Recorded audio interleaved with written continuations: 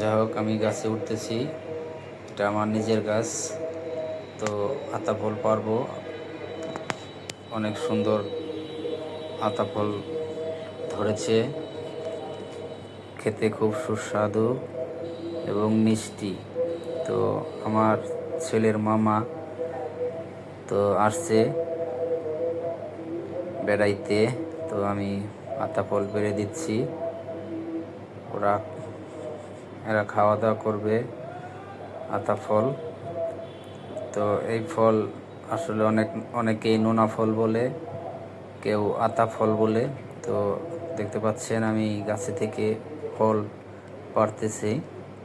নিচে আমার শালক ধরতেছে। তো অনেকগুলো ফল আমি এখান থেকে পারলাম। তো কেমন হলো সবাই আমাকে বলে যাবেন। সেই লাল টকটকে আতা ফল। ধন্যবাদ সবাইকে, ভালো থাকেন। আল্লাহ হাফেজ।